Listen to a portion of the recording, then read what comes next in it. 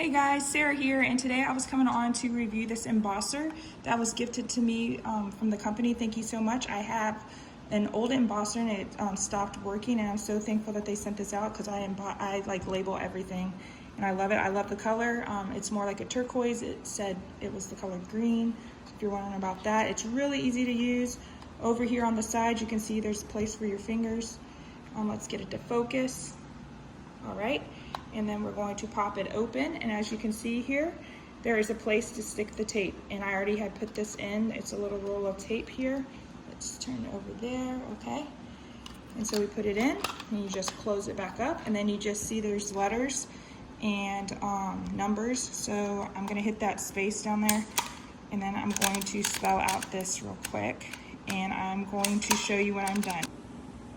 All right, guys, so I just type this part out. It says that right there, and there's going to be a little spot after you hit the scissors, and you're just going to peel it.